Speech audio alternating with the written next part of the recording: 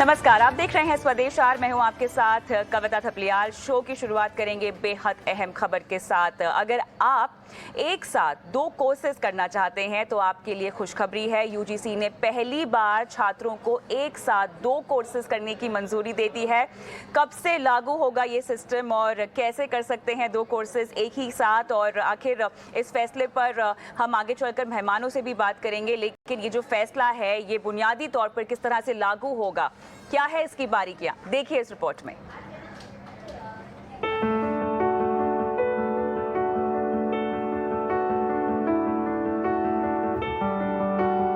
UGC यानी university grant commission ने छात्रों के हक में ये ऐतिहासिक फैसला लिया है।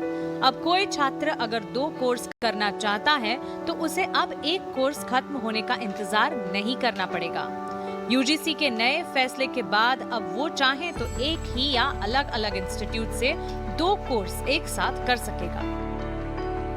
यूजीसी लंबे वक्त से इसकी तैयारी कर रहा था, लेकिन इसे मंजूरी मिली 2020 में।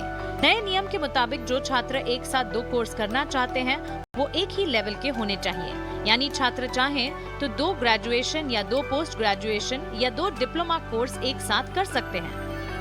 यूजीसी की गाइडलाइंस के मुताबिक छात्र 3 तरह से 2 फुल टाइम डिग्री कोर्स कर सकते हैं।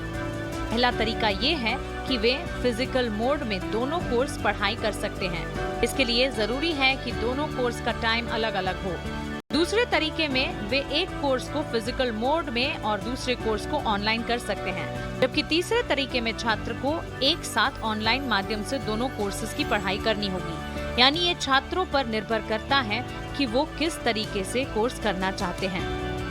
हालांकि यूजीसी के इस फैसले के बाद शिक्षाविद की क्वालिटी को लेकर चिंता है, लेकिन यूजीसी का कहना है कि कोई भी यूनिवर्सिटी इस फैसले को मानने के लिए बाध्य नहीं है, लेकिन उसे उम्मीद है कि ज्यादा से ज्यादा यूनिवर्सिटीज इसे अपनाएंगी। छात्रों के एडमिशन और एग्जाम का तरीका और एलिजिबिलिटी इंस्टीट्यूट्स ही तय करेंगे। यानी अगर इंस्टीट्यूट्स एडमिशन के लिए कॉमन एंट्रेंस टेस्ट लेना तय करते हैं तो छात्रों को उसमें हिस्सा लेना होगा। ईटी नाउ स्वदेश। चलिए, तो यहाँ पर काफ़ी अहम फैसला, लेकिन ये फैसला किस तरह का प्रभाव डालेगा एक साथ 2 फुल टाइम डिग्री कोर्सेज करने को यूजीसी से जो इजाज़त मिली है, एजुकेशन सेक्टर में किस तरह के बदलाव आएंगे, इसको लेकर विस्तार से बात करते हैं। हमारे साथ बेहद खास मेहमान भी जुड़ गए हैं, आईटी बॉम्बे के एसोसिएट प्रोफेसर आशीष पांडे। आशीष जी, बहुत बहुत स्वागत है आपका स्वदेश आर में। सबसे पहले तो इस फैसले को आप कैसे देखते हैं, आपकी पहली प्रतिक्रिया मैं जानना चाहती हूँ। ये जो फैसला है, ये जो हमारी नेशनल एजुकेशन पॉलिसी है उसमें जो वैल्यूज या बेसिक टेनेट्स तय किए गए, transferability of credit, flexibility, cross disciplinarity, multi disciplinarity, application orientation, autonomy, learners centric perspective and learning centric perspective instead of administration centric perspective. तो ये जो फैसला है वो इन्हीं बेसिक टेनेट्स को सब्सटेंशिएट करता है, इन्हीं बेसिक टेनेट्स को आगे बढ़ाता है। तो इस दृष्टि से जो वैल्यूज नेशनल एजुकेशन पॉलिसी में एस्पायर्ड हैं उसको ही ये फैसला रिफ्लेक्ट करता है, तो निश्चित ही स्वागत योग्य है। इसके संबंध में और आगे विचार करने की आवश्यकता है। जैसे चर्चा आगे बढ़ेगी मैं अपने विचार व्यक्त करूंगा।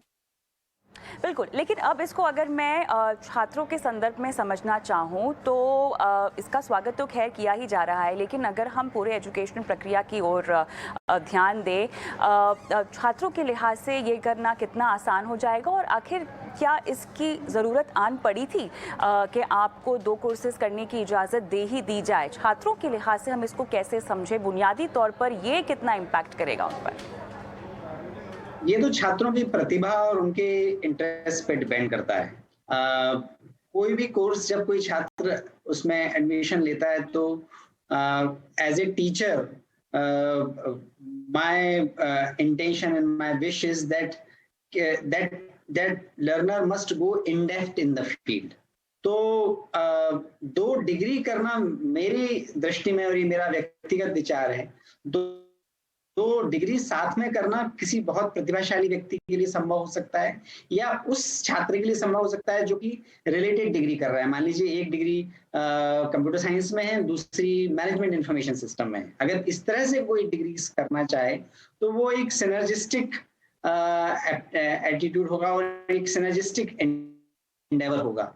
लेकिन क्रेडिट फ्लेक्सिबिलिटी ज्यादा इंपॉर्टेंट है और यूनिवर्सिटीज को उसके लिए और आयोग को उसके लिए काम करना होगा, वो कर भी रहे हैं, कि कैसे हम एग्जिस्टिंग डिग्रीज में कुछ क्रेडिट्स ऐड कर सकें ताकि हम किसी भी फील्ड की इंटरडिसिप्लिनरी पर्सपेक्टिव को ठीक से एम्ब्रेस कर सकें, ठीक से उसको यूज कर सकें। ये ज्यादा महत्वपूर्ण है।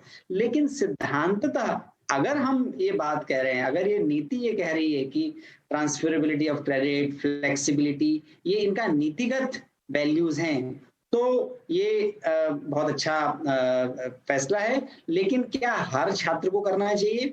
मेरा व्यक्तिगत अनुभव से मैं ये कह सकता हूँ कि छात्रों को बहुत सोच समझकर 2 डिग्रीज करनी चाहिए। जब तक कि 2 डिग्री में सिनर्जी ना हो, जब तक कि उनकी प्रिपरेशन इतनी अच्छी ना हो कि वो दोनों के साथ जस्टिस कर सके, ऐसा करने की आवश्यकता नहीं। ऐसा करना नुकसानदायक ज्यादा होगा छात्रों के लिए।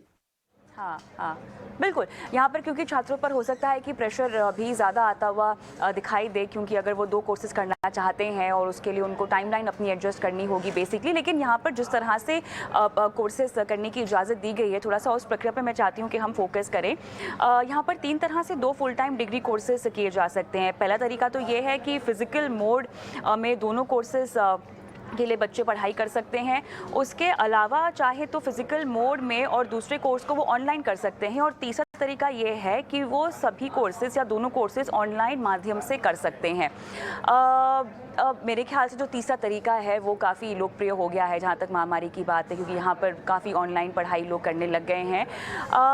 अदरवाइज़ अगर हम in terms of accessibility of courses की अगर मैं आपसे समझना चाहूँ, तो इस तरह के 3 ऑप्शन देना कि आपको लगता नहीं है कि कहीं ना कहीं छात्रों को भी मोटिवेट करेगा, इनकरेज करेगा कि वो एक ही जगह से 2 कोर्सेज करें, या अपने कोर्सेज की लिस्ट में थोड़ा इजाफा करने के बारे में सोचें? क्योंकि इस तरह की फ्लेक्सिबिलिटी देना मेरे ख्याल से बहुत ज़रूरी हो जाता है अगर आप इस तरह का कोई फैसला लेते हैं तो।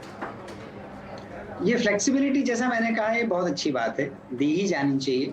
और जो छात्र इसका उपयोग कर सकें वो बहुत अच्छी बात है, वो ये कर सकते हैं। जैसे कि कुछ बच्चे 12th तक मैथमेटिक्स की पढ़ाई करते हैं या कंप्यूटर साइंस की पढ़ाई करते हैं, बाद में वो बीकॉम ले लेते हैं, कॉमर्स ले लेते हैं, पर साथ में अगर उनमें से कुछ लोग बीसीए करना चाहते हैं, मैं एक उदाहरण के लिए बोल रहा हूँ, तो बीसीए के साथ बीकॉम कर सकते हैं। उससे उनका जो कंप्यूटर का जो बेसिक नॉलेज है और जो उनका जो नया नॉलेज फील्ड है बीकॉम, दोनों में एक सिनर्जी हो सकती है और बाद में वो किसी भी इंटीग्रेटेड फील्ड में जा सकते हैं, फिनटेक में जा सकते हैं, या ईआरपी इम्प्लीमेंटेशन, फाइनेंशियल प्रोसेसेस में वहां पे अपना करियर बना सकते हैं, या एमबीए कर सकते हैं। बहुत सारे तरीके खुलते हैं। तो निश्चित रूप से ये वास्तव में छात्र इसको किस तरह से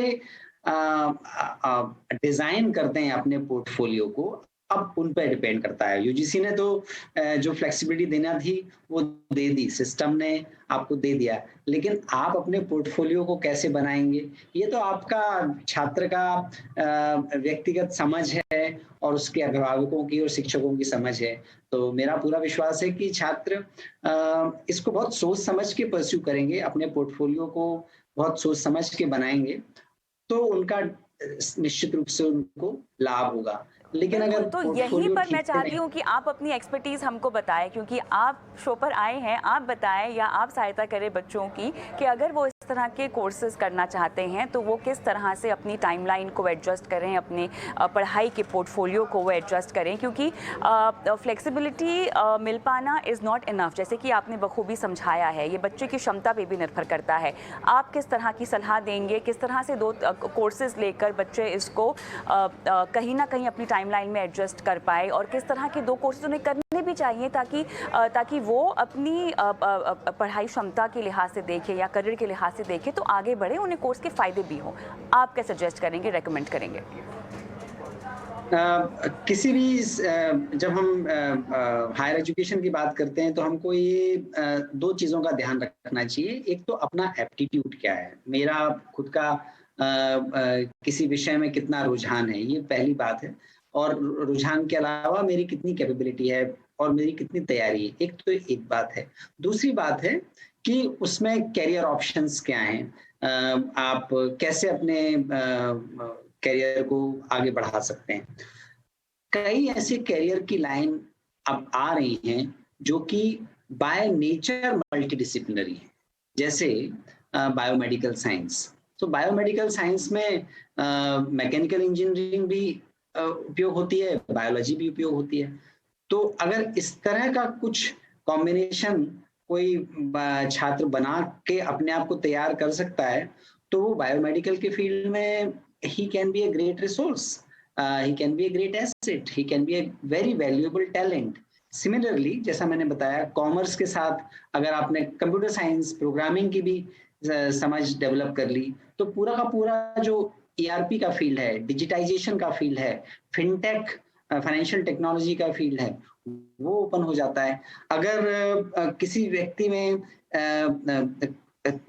इंजीनियरिंग के साथ साथ उसमें एक कॉर्पोरेट में जाने की भी या इकोनॉमिक्स में भी उसका इंटरेस्ट है, बिजनेस वर्ल्ड में भी उसका इंटरेस्ट है, तो along with graduation in engineering वो BBA का कोर्स भी कर सकता है। तो BE प्लस BBA वो भी एक बहुत अच्छा कॉम्बिनेशन होता है, क्योंकि हम लोग ये देखते हैं कि BE के बाद बच्चे MBA करते हैं और बहुत टैलेंटेड बच्चे जो कि इंजीनियरिंग में अच्छा जॉब उनको मिल भी गया था, उसके बाद भी वो मैनेजमेंट की पढ़ाई करने के लिए अपना जॉब छोड़ के आते हैं और उनको अलग तरह का कैरियर ऑप्शन, अच्छे तरह का कैरियर ऑप्शन MBA करने के बाद मिलता है, जो कि उनके BE और MBA के कॉम्बिनेशन पे उनको प्राप्त होता है।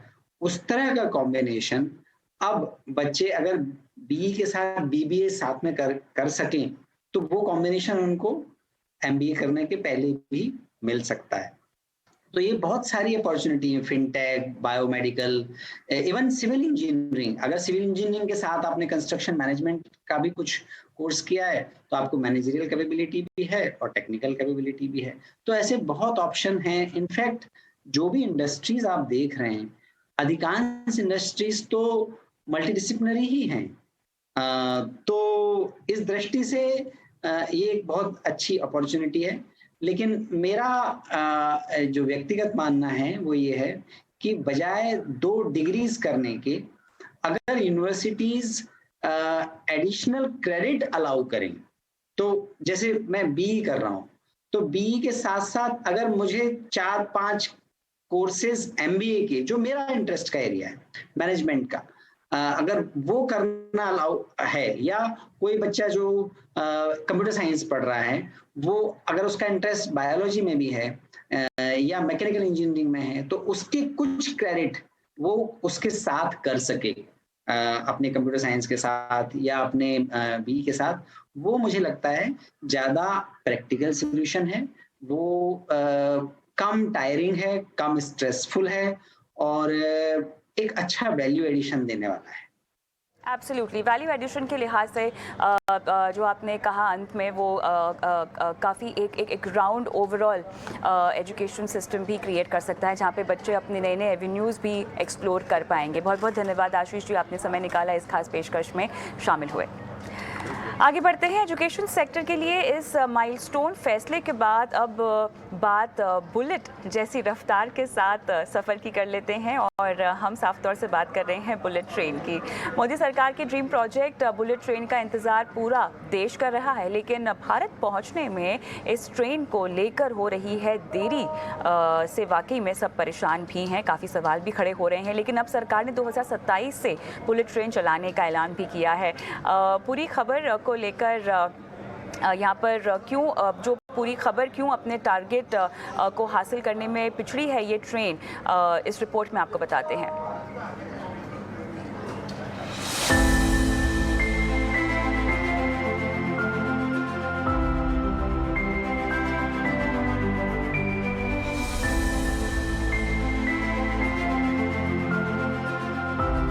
देश में बुलेट ट्रेन की शुरुआत कर भारत खुद को फ्रांस, जर्मनी, चीन और जापान जैसे देशों के बराबर खड़ा होना चाहता है।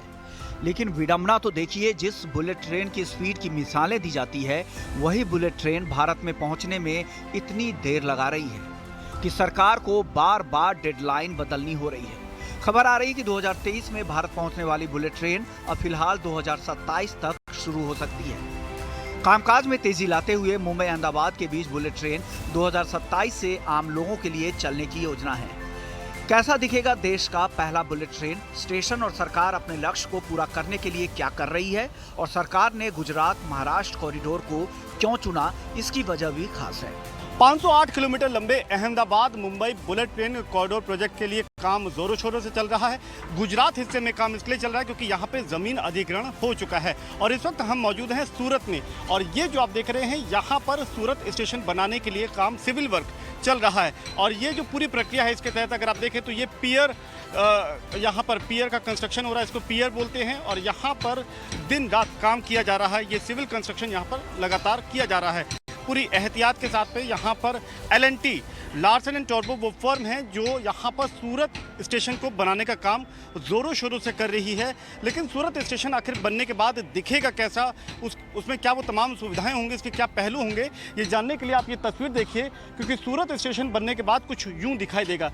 ये है सूरत स्टेशन की पहली तस्वीर, जिसको आप देखें तो इसका ये डिज़ाइन होगा। इस तरीके से एलिवेटेड ये स्टेशन है जहाँ पर बुलेट ट्रेन आएगी और यहाँ पर तमाम वो सुविधाएं होंगी मुसाफिरों के लिए। मसलन ये आप देखें तो बिल्कुल दुनिया के जो भी ग्लोबल पैरामीटर्स हो सकते हैं उसी को फॉलो करते हुए, उसी का पालन करते हुए इस तरीके के आप स्टेयरकेस, एस्केलेटर्स वगैरह देखेंगे, वेटिंग एरिया देखेंगे, बिजनेस लाउंज यहाँ पर बनाया गया है। तो ये तमाम सुविधाएं यहाँ पर दी जाएंगी और इसके जरिए जो लोग भी बुलेट ट्रेन में सफ़र करेंगे, कोशिश यही है कि उनके सफ़र को और जो पूरा एक्सपीरियंस हो उसको बेहतर बनाया जा सके। अधिकारियों की माने तो 2026 में मुंबई अहमदाबाद के बीच बुलेट ट्रेन का ट्रायल शुरू हो जाएगा। इसके बाद 2027 की शुरुआत में देश की पहली बुलेट ट्रेन चलने लगेगी। दरअसल गुजरात में 99% भूमि अधिग्रहण का काम पूरा हो चुका है और सिविल कंस्ट्रक्शन का काम भी तेजी से पूरा करने की कवायद की जा रही है। अगर सब कुछ ठीक रहा तो सूरत से बिलीमोरा के बीच लगभग 50 किलोमीटर के हिस्से में 2026 में ट्रायल शुरू हो जाएगा। Indian side we are in the process of awarding the electrical signaling and rolling stock contracts, and so therefore cost can be ascertained only when all these things we are sure what is going to come, then we will arrive at, and let us wait for the project to be opened. Cost will also be known to you, and be sure of one thing, this everything is being done in the most transparent manner to avoid the contracts, to work out the cost, etc. Minister has been always very consistent. Minister has said that 2027 we are targeting to open Gujarat sector. 2026, before the line, any such high-speed lines are open for passenger traffic, we need to do some trials. So trials will be done in 2026. But this is what Minister has always maintained, right from the first day after assessing the current progress. Bullet train project में देरी की एक बड़ी वजह जमीन अधिग्रहण में भारी भरकम मुकदमेबाजी रही। गुजरात में जमीन अधिग्रहण को लेकर इतने ज्यादा मुकदमे हुए कि रेलवे के लिए जमीन हासिल करना कई साल तक मुश्किल भरा रहा। दूसरी बड़ी वजह महाराष्ट्र में स्थानीय राजनीति। बीजेपी और शिवसेना के बीच बिगड़े राजनीतिक समीकरण का असर इस प्रोजेक्ट पर भी पड़ा। हालत ये रही कि बुलेट ट्रेन के मुंबई कुर्ला टर्मिनल का टेंडर 11 बार रेलवे के NHSRCL को रद्द करना पड़ा। अभी भी महाराष्ट्र में 68% जमीन ही इस प्रोजेक्ट को मिली है। जापान के सहयोग से इस प्रोजेक्ट को तैयार किया जा रहा है। जापान के बैंक ने 0.1% ब्याज पर इस प्रोजेक्ट के लिए 1.08 लाख करोड़ कर्ज दिया हुआ है। प्रोजेक्ट में देरी के चलते कंस्ट्रक्शन लागत कई गुना बढ़ चुकी है। लिहाजा इस प्रोजेक्ट को लेकर जापान की भी निगाहें लगी हुई हैं। यही वजह है कि जापान के राजदूत सतोशी सुजुकी भी डेलीगेशन के साथ गुजरात पहुंचे और कंस्ट्रक्शन साइट का जायजा लिया। Well, I'm very much satisfied with this progress made so far. I'm very happy to actually witness this site because, for civil construction, civil work, Indian side has employed very latest technology to make this project as, short as possible. Because it is true that we have some delay due to COVID-19 or other issues, but I think it's time to speed up this construction, and the manner Indian side has been doing this project, I'm very satisfied. इस project के 2027 तक पूरा होने को लेकर सभी उम्मीदें जता रहे हैं। हालांकि मोदी सरकार को भले ही इस प्रोजेक्ट का फायदा 2024 के चुनाव में नहीं होगा, लेकिन बुलेट ट्रेन के चलने से आम आदमी की जिंदगी में रफ्तार जरूर आ जाएगी, क्योंकि 508 किलोमीटर की जो दूरी फिलहाल 7 घंटे में पूरी होती है, वो महज 2 घंटे में तय कर ली जाएगी। ईटी नाउ स्वदेश।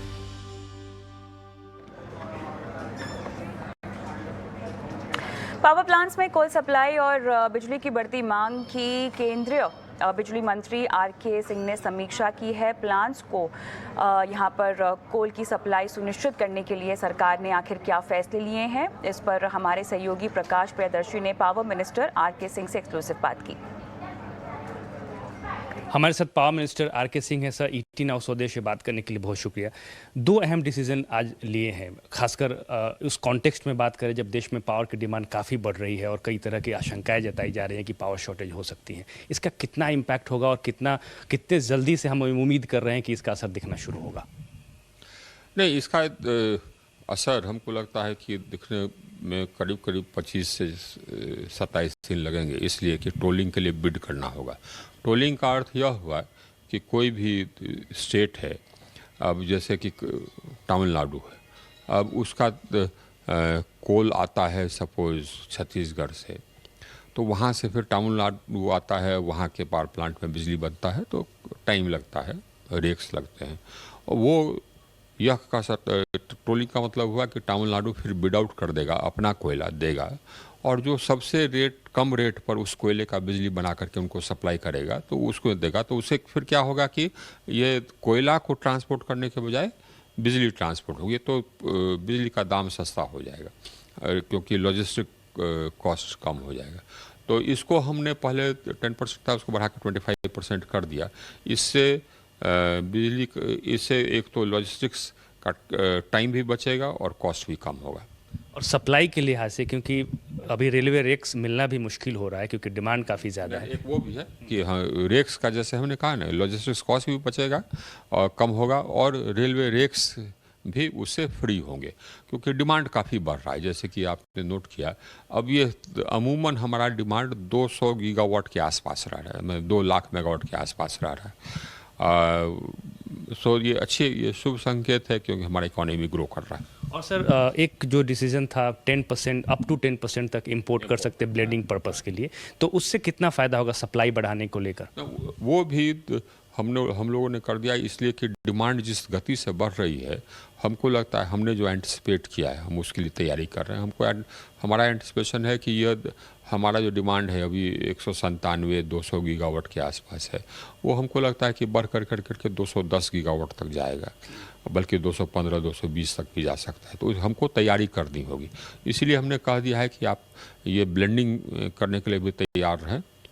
अप टू 10% ब्लेंडिंग करेंगे तो उससे क्या होगा कि जो आपके थर्मल पावर प्लांट्स का जो आउटपुट है वो बेटर होगा। इंपोर्टेड कोल से ब्लेंडिंग करने से आउटपुट बेटर होता है, इंपोर्टेड कोल का जीसीवी हायर रहता है। और यह भी होगा कि हमारा जो इंटरनल लॉजिस्टिक्स है उस पर थोड़ा सा लोड कम होगा। ये जो आशंकाएं जताई जा रही हैं कि लास्ट ईयर जैसे सिचुएशन हो सकते हैं, पावर क्राइसिस हो सकती है, इसमें कितना दम है? लास्ट ईयर भी तो पावर क्राइसिस हुआ नहीं, लोगों ने उसको हाइप कर दिया पॉलिटिकल रीजन से। हमने कहा था कि साहब से बिजली अवेलेबल रहेगी, तो बिजली अवेलेबल रही। इस साल भी वही रहेगा, ये बिजली अवेलेबल रहेगी। हम लोग जो पावर इंक्रीज कर रहा है उसका जो डिमांड इंक्रीज कर रहा है उसको हम लोग मीट करेंगे। सरकार ने एक्शन प्लान से पावर शॉर्टेज कितनी जल्दी खत्म होगी ये देखने वाली बात होगी, लेकिन मौजूदा हालात में तो कई राज्य बिजली के संकट से जूझ रहे हैं। महाराष्ट्र में बिजली की कमी ने मुश्किलें साफ तौर से बढ़ा दी है। महाराष्ट्र में बिजली संकट पर Maharashtra state power generation company के चेयरमैन और एमडी संजय खंडारे से हमारे सीनियर एडिटर अजय शर्मा ने खास बातचीत की है। सुनते हैं पूरी बातचीत। ये एक बहुत स्पेशल चैट हम कर रहे हैं संजय खंडारे जी से, जो चेयरमैन एंड मैनेजिंग डायरेक्टर है Maharashtra state power generation company के। काफी ज्यादा रिपोर्ट्स आ रही हैं पूरे महाराष्ट्र से, स्पेशली नासिक के पार्ट से, मराठवाड़ा के रीजन से, कि बहुत जबरदस्त पावर शॉर्टेज स्टार्ट हो गई है। तो हम ये समझना चाहते हैं खंडारे जी से कि बेसिकली पोजीशन क्या है इस समय और यहाँ से कैसे चीजें हो सकती हैं। ऑफ कोर्स मुंबई में अभी पावर शॉर्टेज नहीं है। संजय जी बहुत बहुत धन्यवाद ET Now स्वदेश से बात करने के लिए। ये पावर शॉर्टेज के मामले में आपकी प्रिलिमिनरी व्यू क्या है? किस तरह से सिचुएशन अभी है? हाँ, ये सही है कि ना कि स्टेट में बल्कि पूरे देश में पावर की शॉर्टेज है। महाराष्ट्र के बारे में बात करेंगे तो जो पहले हम जितना डिमांड था उतना सप्लाई कर सकते थे, वो सिचुएशन अभी नहीं है। पर्टिकुलरली पीक टाइम में शॉर्टेज अभी बढ़ रहा है और जो भी शॉर्टेज है वो अराउंड 800 या 1000 मेगावाट का शॉर्टेज पर्टिकुलरली पीक टाइम में रहता है। और इसको कम करने के लिए हमने बहुत सारे उपाय किए हैं, चालू किए हैं। जैसे हाइड्रो इलेक्ट्रिसिटी से ज़्यादा जनरेट कर सके, उसके लिए हमने कोयना से ज़्यादा पानी का आवंटन मंजूर किया और उससे करीब हर दिन 2000 मेगावाट का जनरेशन अभी भी जारी है। और उसके अलावा बाकी राज्यों से जहाँ पे ज़्यादा बिजली है वहाँ से हम खरीद रहे हैं। और जो भी प्राइवेट जनरेटर्स है बाहर से, वो उनसे भी स्पेशल PPA करके हम पावर खरीदने की कोशिश कर रही है। और ये जो शॉर्टेज पर्टिकुलरली पीक टाइम में अभी महसूस हो रहा है, वो अभी फिलहाल थोड़े दिन के लिए और चलेगा, लेकिन हमारी पूरी कोशिश है कि उसको हम कम से कम लोड शेडिंग में कन्वर्ट करें। वाणिज्य मंत्री पीयूष गोयल के मुताबिक भारत का मर्चेंडाइज एक्सपोर्ट 2022 में $419 बिलियन को पार कर सकता है, जबकि सर्विसेज का एक्सपोर्ट $250 बिलियन रहने की उम्मीद है। गोयल ने कहा है कि ऑस्ट्रेलिया और UAE के साथ फ्री ट्रेड एग्रीमेंट से देश के जेम्स, ज्वेलरी, लेदर सेक्टर में 20 लाख लोगों को रोजगार मिला है। ये है कि हमने 418 बिलियन इस साल अचीव कर लिया। अभी जो वो तो प्रोविजनल फिगर हमने साल पूरा होते ही दिया था। अब ज़्यादा डिटेल्स आए तो वो लगभग 419.5 के करीब पहुंच चुका है हमारा एक्सपोर्ट का फिगर। और डेटा आता रहता है, SEZ का डेटा, कुछ EOUs का डेटा। ये डेटा अपलोड होने में थोड़ा समय लगता है, तो मुझे तो लगता है ये थोड़ा और आगे भी जा सकता है। ऐसे ही आज मुझे बहुत गौरव महसूस हो रहा है हमारे देश के उद्योग जगत के ऊपर, देश के युवा युवतियों के ऊपर, हमारे स्टार्टअप्स के ऊपर, हमारे टेक्नोलॉजी सेक्टर के ऊपर, हमारे सब प्रोफेशनल्स के ऊपर, जो chartered accountants, management consultants, cost accountants, company secretaries, engineers, architects, जो सेवा क्षेत्र में भारत से निर्यात करते हैं। और एक बहुत बड़ी महत्वपूर्ण उपलब्धि भारत ने प्राप्त की है इस वर्ष। अगेन ये प्रोविजनल डेटा है, शायद आगे चल के थोड़ा बढ़ भी सकता है, पर इस वर्ष जब शुरू हुआ हमने $225 बिलियन का सेवा क्षेत्र में सर्विसेज एक्सपोर्ट का टारगेट रखा था। जैसे जैसे वर्ष आगे बढ़ा तो हमने उसको बढ़ा के 240 कर दिया। तो मुझे आपको आज बताते हुए खुशी है कि हमने मार्च 31 तक 250 बिलियन 250 बिलियन का सर्विसेज का एक्सपोर्ट का लक्ष्य प्राप्त कर लिया है।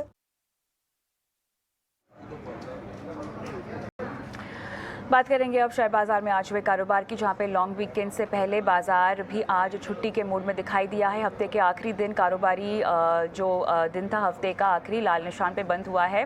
बाजार में आज ऊपरी स्तरों से दबाव हमने देखा। निफ्टी दिन की ऊंचाई से करीब 170 अंक लुढ़ककर 17,500 के नीचे बंद हुआ है। बाजार में आखिर और क्या हलचल रही है, हमारी सहयोगी मानसी दवे दे रही हैं पूरी डिटेल।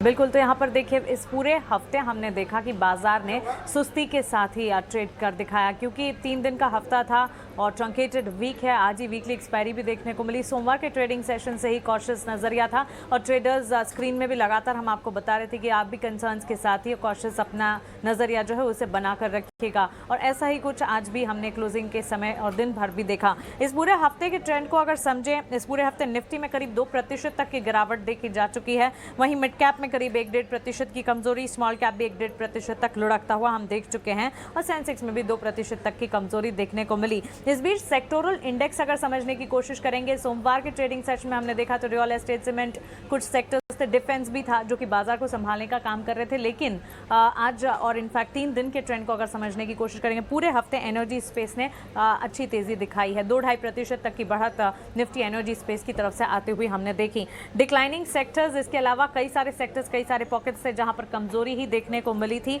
जैसे कि मेटल, ऑटो, फाइनेंस, ये तमाम सेक्टर्स 1.5 से लेकर 2% तक की कमजोरी पूरे हफ्ते के बीच दिखा चुके हैं।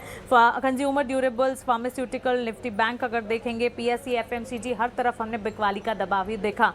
इस बीच गेनर्स, अगर Nifty gainers of the week की बात करें, कौन से स्टॉक्स थे जो पूरे हफ्ते में अच्छी तेजी दिखा पाए या परफॉर्म कर पाए, वो सूची में सबसे पहले अपोलो हॉस्पिटल देखिए, क्योंकि पूरे हफ्ते के दौरान ये स्टॉक ने 3% तक की तेजी दिखाई और आज के सेशन में भी अच्छी बढ़त के बीच ही कामकाज रहा।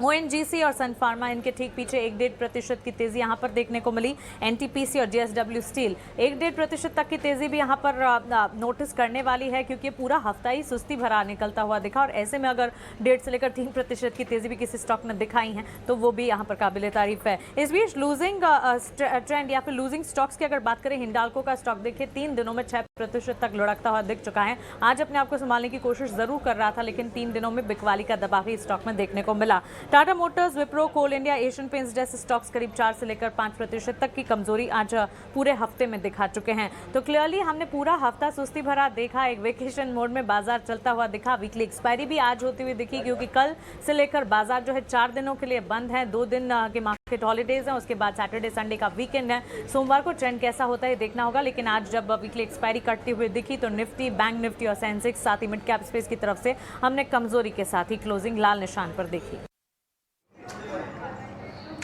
चलिए, तो बाजार का राउंड अप हुआ, लेकिन अब बात करते हैं इन्फोसिस की। दिग्गज आईटी कंपनी इन्फोसिस के नतीजे आ चुके हैं और कंपनी की आय में इजाफा हुआ है, लेकिन मुनाफे में कमी आई है। नतीजों की पूरी डिटेल्स हमारी सहयोगी पूजा त्रिपाठी दे रही हैं।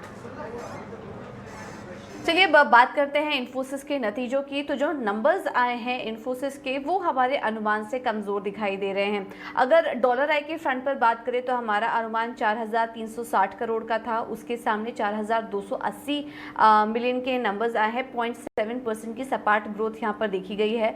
रूपी टर्म्स में अगर देखेंगे तो आय में 1.3% की ग्रोथ देखने को मिली है। हम 32,850 के करोड़ के आंकड़े का अनुमान कर रहे थे, उसके सामने 32,276 करोड़ के नंबर्स यहाँ पर आए हैं। एबिट में भी अगर देखेंगे कामकाजी मुनाफे में, तो वहाँ पर गिरावट दर्ज हुई है करीब 7% की। हम सपाट नंबर्स की उम्मीद कर रहे थे, और एबिट मार्जिन भी जो आया है वो भी हमारे अनुमान से कम है। 22% के आसपास की ग्रोथ का हम अनुमान कर रहे थे, उसके सामने 21.5% आए हैं। और मुनाफे के फ्रंट पर भी अगर देखेंगे तो वहाँ पर भी गिरावट दर्ज हुई है करीब 2% की। कॉन्स्टेंट करेंसी ग्रोथ में भी अगर देखेंगे तो वहाँ पर 3% की ग्रोथ का अनुमान था, उसके सामने 1.2% के फिगर्स कंपनी ने पोस्ट किए हैं। इसके अलावा जो लार्ज डील भी अनाउंस हुई है 2.5 से 3 बिलियन यूएस डॉलर का हमारा अनुमान था, उसके सामने जो Q4 में जो डील आई है वो 2.3 बिलियन की आई है। तो ओवरऑल अगर नंबर्स देखेंगे तो अनुमान से कमज़ोर नज़र आ रहे हैं। आगे के लिए आउटलुक जो मैनेजमेंट शेयर कर रही है वो तो काफ़ी ज़्यादा वो पॉजिटिव नज़र आ रहा है डील पाइपलाइन को लेकर और डिमांड सिनेरियो को लेकर, लेकिन नंबर में वो रिफ्लेक्ट अभी फिलहाल नहीं कर पा रहा है और कमज़ोरी देखने को मिल रही है। और जितने भी एनालिसिस से हमारी बात भी हो रही थी, जब उसका एनालिसिस किया तो यही माना जा रहा है कि आने वाले समय में मार्जिन प्रेशर और भी देखने को मिल सकता है। एक बार आपको ये बता देते हैं FY23 की अगर गाइडेंस की बात करें तो रेवेन्यू ग्रोथ की जो गाइडेंस है वो 13 से 15% दी है कांस्टेंट करेंसी टर्म में। हम जो अनुमान करे थे वो 12 से 14% का था, तो एक्सपेक्टेशन से बेटर है नंबर्स। लेकिन ऑपरेटिंग मार्जिन के फ्रंट पर गाइडेंस सेम ही है, 21% से 23% के मार्जिन के फिगर्स कंपनी ने पोस्ट किए हैं। बट इस मार्जिन को मेंटेन करना आने वाले समय में कंपनी के लिए काफ़ी टफ हो सकता है कॉस्ट प्रेशर को, और आने वाले समय में जिस तरह से उनको टैलेंट रिटेन करना पड़ेगा, ये सारी तमाम दिक्कतें उनके सामने खड़ी हो सकती हैं। तो ओवरऑल अगर नंबर बात करें तो अनुमान से कमज़ोर नंबर्स इन्फोसिस के दिखाई दे रहे हैं। चलिए यहाँ पर आगे बढ़ते हैं। सेमीकंडक्टर की शॉर्टेज के बाद टाटा मोटर्स अपने 80% क्षमता के साथ काम कर रही है और अब कंपनी अपने पुणे स्थित रंजनगांव प्लांट की क्षमता भी बढ़ाने की तैयारी कर रही है। क्या है कंपनी की नई योजना, इस पर एक्सक्लूसिव डिटेल्स हमारे सहयोगी उत्कर्ष चतुर्वेदी दे रहे हैं। देखिए, टाटा मोटर्स की अभी बात करें तो करीब 40-42 हज़ार के आसपास का प्रोडक्शन आ जाता है और अगर कहीं से प्रोडक्शन खींच के निकालना ही पड़े, अगर सेमीकंडक्टर क्राइसिस ख़त्म भी हो जाता है तो बहुत ज़्यादा स्पेस बची नहीं है। काफ़ी पीक कैपेसिटीज़ पे काम कर रहे हैं सारे प्लांट्स, चाहे वो रंजनगांव हो चाहे वो सानंद हो। और अब हमें ये बताया जा रहा है कि आगे आने वाले समय में कंपनी रंजनगांव के प्लांट को डबल कर देगी। अभी करीब 1.25 लाख के आसपास की कैपेसिटी है उस प्लांट की जो टाटा मोटर्स यूज़ करता है। करीब 25,000 जीप यूज़ करता है अपनी कंपस के लिए और वो ऐसे ही रहने वाला है अभी के लिए। जो हमें बताया जा रहा है कि अब कंपनी 1,25,000 से अपनी 1.25 लाख से इसको 2.5 लाख कर देगी। बनाएगी क्या वहाँ पे? अभी वहाँ पे टाटा नेक्सॉन बनती है, आगे भी टाटा नेक्सॉन बनेगी और नई टाटा नेक्सॉन बनेगी जो कि 1,80,000 के आसपास का नंबर दे रखा है। मतलब कि कंपनी को उम्मीद है कि अगले साल में टाटा नेक्सॉन 10,000 की मंथली सेल क्रॉस कर जाएगी। ये तो एक बहुत बड़ी बात हो गई। दूसरी बात हुई कि अगला और क्या बनेगा, जो टाटा की जो कर्व कूपे है वो भी वहाँ पे बनेगी और वो कितनी बनेगी, वो बनेगी करीब 80,000 के आसपास। ये अगेन बहुत बड़ा नंबर है। गाड़ी लॉन्च होनी है, गाड़ी भी दिखा दी गई है, लेकिन अगर आप 80,000 का नंबर मान के चल रहे हैं, मतलब आप मान लीजिए कंपनी को उम्मीद है कि 5,000 से ज़्यादा मंथली ईवीज बिकेंगी आगे आने वाले समय में। जो जिस और ये जो नंबर है वो ये दर्शाता है कि टाटा मोटर्स को कूपे पे अपनी तो कॉन्फिडेंस है ही है, ईवीज़ के फ्यूचर पे भी बहुत ज़्यादा कॉन्फिडेंस है। इसके लिए पूरा का पूरा इन्वेस्टमेंट यहाँ पे करा जा रहा है रंजनगांव प्लांट में। अगर आपने कभी स्पाइसजेट के बोइंग 737 मैक्स से सफ़र किया है या करने वाले हैं तो ये खबर आपके लिए है। दरअसल इन विमानों को उड़ाने वाले 90 पायलट्स पर एविएशन रेगुलेटर DGCA ने इन विमानों को उड़ाने पर रोक लगा दी है। DGCA का कहना है कि इनकी ट्रेनिंग में कमियां हैं, लेकिन क्या है ओवरऑल DGCA का कहना, इस पर डिटेल में समझाइश दे रहे हैं हमारे संवाददाता समीर दीक्षित। स्पाइसजेट एयरलाइन के खिलाफ सख्त एक्शन लेते हुए एविएशन रेगुलेटर DGCA ने एयरलाइन के 90 पायलट को फिलहाल बोइंग 737 मैक्स एयरक्राफ्ट उड़ाने से मना कर दिया है, उन पर रोक लगा दी है। सूत्र ये बता रहे हैं कि जो फ्लाइट सिमुलेटर ट्रेनिंग प्रोग्राम इन 90 पायलट ने की थी उसमें कुछ विसंगतियां थी, उसमें वो कुछ लापरवाही रह गई थी, जिसके बाद इस तरीके का एक्शन लिया गया और 90 पायलट को फिलहाल बोइंग 737 मैक्स एयरक्राफ्ट उड़ाने पर रोक लगा दी है। और इन 90 पायलट को दोबारा सिमुलेटर ट्रेनिंग करनी होगी ताकि वो सेटिस्फैक्ट्री यानी कि संतोषजनक उनके नतीजे सामने आ पाए। इस पूरी घटना पर स्पाइसजेट एयरलाइन ने भी कंफर्मेशन दिया है। स्पाइसजेट एयरलाइन ने कहा है कि 90 पायलट को फिलहाल सिमुलेटर ट्रेनिंग 737 एयरक्राफ्ट को लेकर के दोबारा करनी है। हालांकि इससे एयरलाइन के जो पूरे ऑपरेशन है उस पर कोई भी नकारात्मक प्रभाव नहीं पड़ेगा। 650 पायलट में से 90 पायलट अगर ट्रेनिंग के लिए दोबारा जाते हैं तो 560 पायलट फिलहाल एयरलाइन के पास हैं और इससे उनके पूरे ऑपरेशन में किसी भी तरीके की कोई रुकावट या दिक्कतें नहीं आएंगी। यही बोइंग एयरक्राफ्ट हाल ही में खबरों में था क्योंकि चाइना ईस्टर्न एयरलाइन का एक बोइंग एयरक्राफ्ट बोइंग फ्लीट है जो तमाम एयरलाइंस ऑपरेट कर रही है, मसलन विस्तारा, स्पाइसजेट वगैरह, उनको एनहेंस्ड सर्विलेंस पर रखा था और एक बार फिर एक बड़ी कार्रवाई करते हुए फिलहाल 90 पायलट को बोइंग 737 मैक्स एयरक्राफ्ट उड़ाने के लिए रोक लगाई गई है और उनसे कहा गया कि वो ये पूरी ट्रेनिंग प्रोग्राम दोबारा करें ताकि वो इसके लिए फिट फॉर फ्लाइंग वाली कंडीशन में वो आ पाए। महंगाई को लेकर देश दुनिया में हाल बेहाल है। वहीं सब्जियां, फल, दूध, डीजल, पेट्रोल के दाम भी आसमान छू रहे हैं। चौतरफा महंगाई की इस मार पर पेश है हमारी खास पेशकश।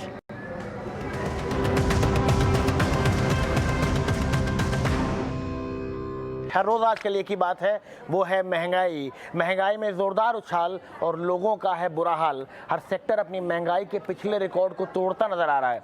दाल सब्जी खरीदने जाओ तो 500 का नोट कब गायब हो जाता है पता नहीं लगता। फल सब्जियों ने हाहाकार मचाया हुआ है तो diesel, petrol, LPG out of control हैं। इस बीच छोटे छोटे नींबुओं ने भी महंगाई की मार झेली है, जो महंगाई के मामले में फल सब्जियों से 4 कदम आगे हैं। ये हाल सिर्फ एक जगह का नहीं, कश्मीर से कन्याकुमारी, पश्चिम बंगाल से लेकर गुजरात तक है। इस महंगाई को लेकर लोगों की जुबान से एक ही बात निकल रही है, हाय रे महंगाई।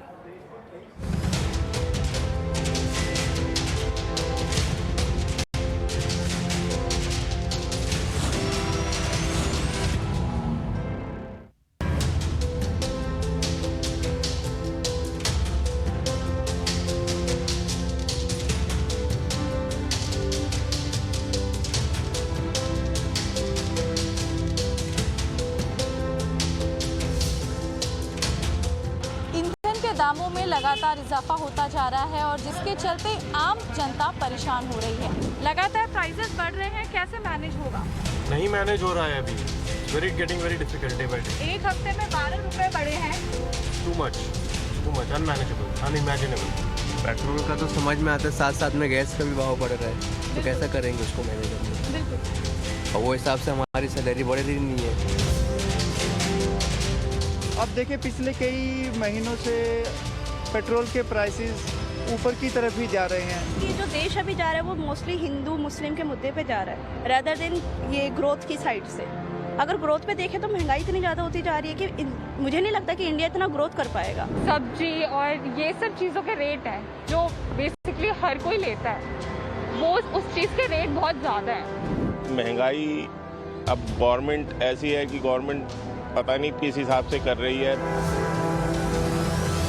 जो आदमी पहले 50 रुपए का सामान खरीदता था, आज वो सिर्फ 30 रुपए का सामान खरीद रहा है। नींबू ही नहीं, बाकी की सब्जियां भी महंगी हुई है, क्योंकि गर्मी है तो गर्मी में सीधा असर खेती पर पड़ता है और उसका असर दिख रहा है कि किस तरह से जो महंगाई है वो अपने चरम पर है।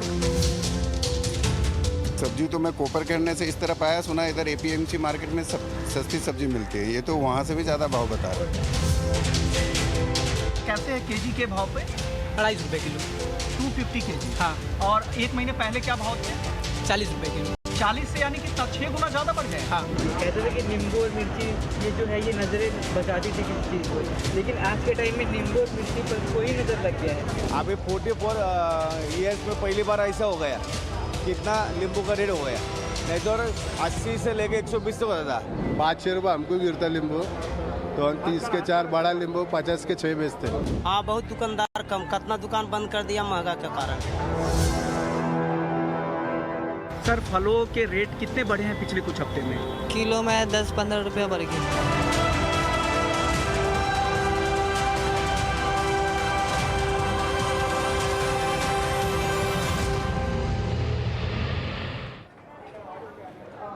चलिए, हमारे एक दर्शक ने बड़ी अच्छी बात कही, जहाँ पे बात हो रही थी कि नींबू और मिर्ची से आम तौर पे इस्तेमाल होता था बुरी नज़र बचाने के लिए, लेकिन अब आम आदमी नींबू के जो भाव है उनको देख के नींबू से नज़र बचा रहा है। लेकिन ये हाल केवल फलों का नहीं, सब्जियों का नहीं, सीएनजी का भी है और ये हाल जारी है, क्योंकि सीएनजी में आज भी बढ़ोतरी हुई है। ज़्यादा जानकारी के साथ हमारे साथ श्वेता जुड़ रही हैं।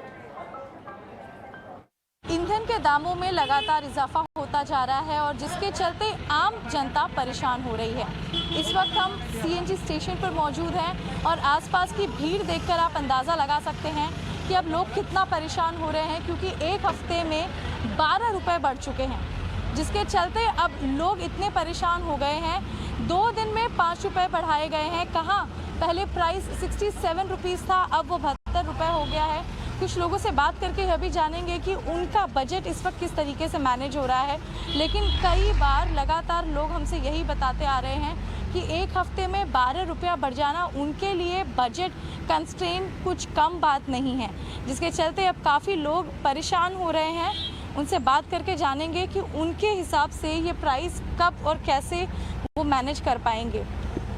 लगातार प्राइसेस बढ़ रहे हैं, कैसे मैनेज होगा?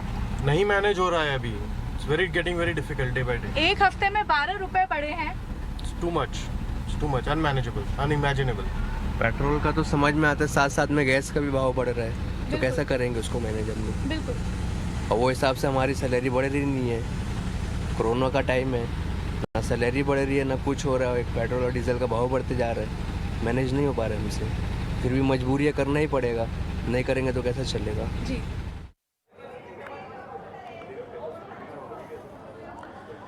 टू मच, अनमैनेजेबल, अनइमेजिनेबल, ये कहा हमारे जब श्वेता ने बात करी लोगों से, ये जवाब आए।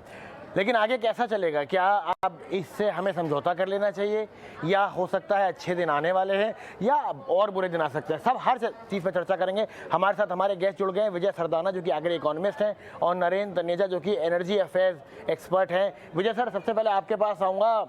बड़ी अच्छी बात, जब मंडी में हमारे यहाँ कोई हमारी एक संवाददाता गए तो उन्होंने कहा कि नींबू मिर्ची जो थी वो इस्तेमाल होती थी अक्सर की नज़र बचाने के लिए, लेकिन अब नींबू से लोग नज़र बचा रहे हैं। ये कब तक चलेगा और इसके वजह क्या दिख रही है आपको? देखिए, बहुत गंभीर और चिंता का विषय है। सबसे पहले तो हमें मानना चाहिए कि इस देश में महंगाई का असर सबसे ज्यादा हर एक के किचन में पड़ता है, हर आदमी पे पड़ता है। अब रही बात कि महंगाई के कारण क्या है, इसमें 3-4 बातें हैं जो हमें देखना पड़ेगा, और साथ ही साथ इसके सुझाव क्या है और कैसे हम इसको कंट्रोल कर सकते हैं। मैं दोनों बातें आपसे चर्चा करूंगा, मेरे को 1 मिनट का समय दीजिएगा। देखिए, सबसे पहले जब इन्फ्लेशन बढ़ता है, मतलब जब पेट्रोल और डीजल, जिसको फ्यूल बोलते हैं, जब उनके दाम बढ़ते हैं, तो जितने लोग वैल्यू चेन में हैं, चाहे वो ट्रेडर है, दुकानदार है, होलसेलर है, कमीशन एजेंट है, हर आदमी उसका फायदा उठा के अपनी तरफ से 2-4 रुपए जोड़ देता है कि देखो साहब, तेल के दाम बढ़ गए इसलिए 5 रुपए बढ़ गया। हमारे यहाँ पे खेत से लेकर आपके घर तक सब्जी आने में अगर 8-10 लोग जुड़ते हैं, उदाहरण नींबू का लीजिए, कोई कारण नहीं है। इस पे आप लोगों को एक स्टडी करनी चाहिए कि जो 300 रुपए नींबू के अब दिल्ली में, या 200 रुपए नींबू दिल्ली में दे रहे हैं, नींबू के किसान को कितना मिला, और उसमें एक्चुअल ट्रांसपोर्टेशन कॉस्ट उस गांव से दिल्ली तक कितनी थी आज के पेट्रोल के रेट पे, तो बीच का पैसा कहां गया, कौन उस पैसे को दबा के बैठ गया। इस पे मीडिया को बहुत डिटेल में चर्चा करनी चाहिए ताकि ये पता लगे कि कहां कहां पे खड्डे हैं और क्या बदलाव की जरूरत है, पहली बात। दूसरी बात जो आपने कही कि इसका कैसे इंतजाम होगा, निश्चित रूप से जितने ज्यादा लोग आपके वैल्यू चेन में जुड़ेंगे, जैसा मैंने कहा कि इन्फ्लेशन में हर आदमी को इन्फ्लेशन है, छोटा दुकानदार के लिए भी महंगाई है, बड़े के लिए भी है, कमीशन एजेंट के लिए भी है, ट्रांसपोर्टर के लिए भी है, मजदूर के लिए भी है, लोडिंग अनलोडिंग वाले सबके लिए महंगाई है। हर आदमी अपनी अपनी तरफ से थोड़ी और महंगाई जोड़ देता है, तो दाम जहां पे 10 रुपए बढ़ने चाहिए थे, वहां 30, 40, 50 रुपए किलो बढ़ जाते हैं, जो आज हमें दिख रहा है। अब इसको रोकने का तरीका क्या है? रोकने के 2 तरीके हैं। पहली बात तो हमारे खासकर जो फल और सब्जी है, हमारे पास आज तक इस बात का आंकड़ा नहीं है 75 साल में इस देश में कि हिंदुस्तान में टोटल नींबू की खपत कितनी होती है। आपने कहीं कोई आंकड़ा देखा? आज तक कोई आंकड़ा नहीं है। हम लोग प्रोडक्शन का आंकड़ा देते हैं कि इस देश में नींबू कितना होता है, प्याज कितना होता है, आलू कितना होता है, लेकिन ये कहीं आंकड़ा नहीं है इस देश में कि फल की खासकर एक-एक अगर हम बात करें कि नींबू की डिमांड कितनी है, प्याज की डिमांड कितनी है, आलू की डिमांड कितनी है।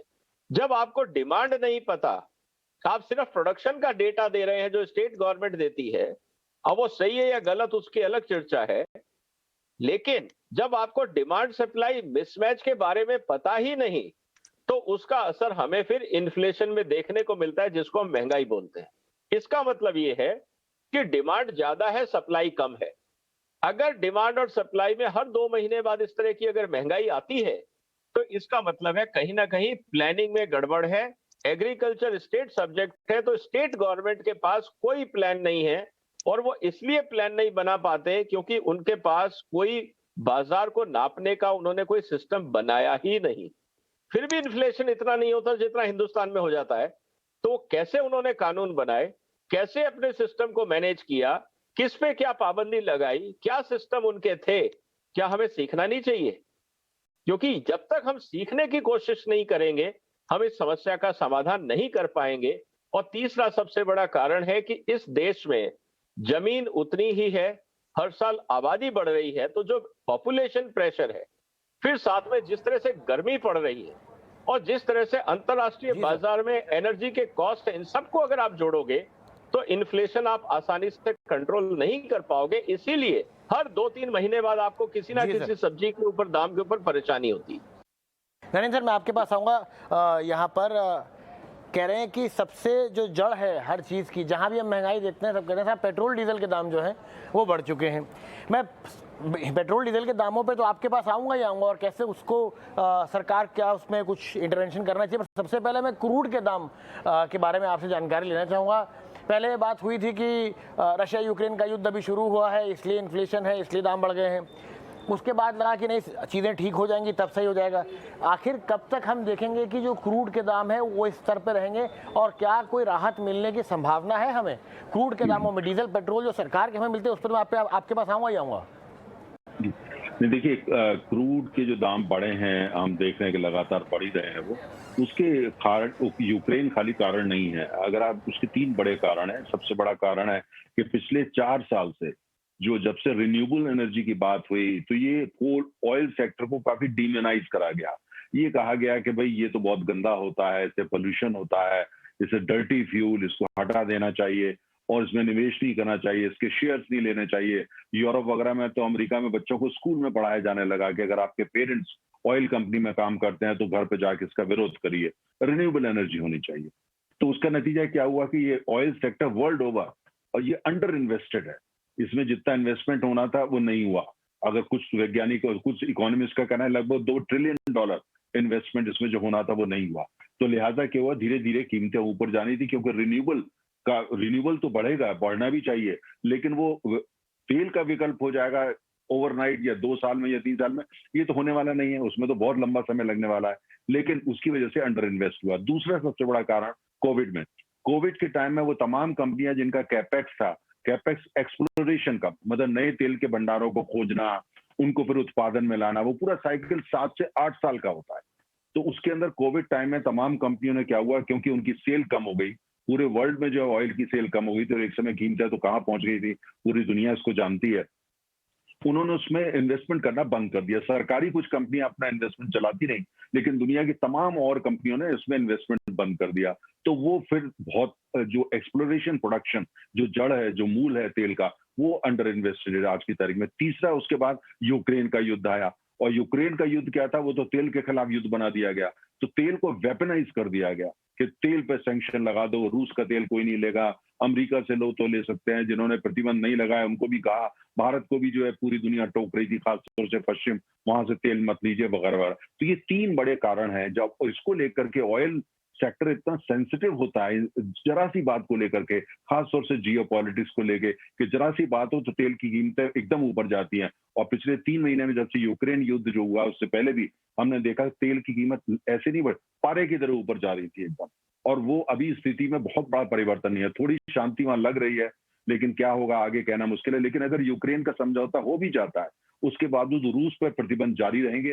पूरी दुनिया में जो एक इकोनॉमिक शीत युद्ध जो है वो शुरू हो चुका है। एक तरफ अमेरिका पश्चिम के देश हैं, दूसरी तरफ रूस और चीन है। तो ये जो इकोनॉमिक कोल्ड वॉर है, इसका सबसे बड़ा असर जो है वो तेल पर पड़ रहा है ऑलरेडी, और ये लंबे समय चलने वाला है। तो क्रूड ऑयल जो है आने वाले समय के अंदर बहुत सस्ता हो जाएगा, मुझे नजर नहीं आता। लेकिन ये फैक्टर थोड़े स्टेबलाइज हो जाए तो हम जो है $90 से लेकर के और $112 की जो रेंज है, हम इसके आसपास तेल को देख, कभी 90 पहुंच जाएगा, कभी 95, कभी 110, 12 और कभी 120, इस तरह की रेंज चलने वाली है ये। और हम सोचेंगे सस्ता तेल हो जाएगा, वो युग चला गया।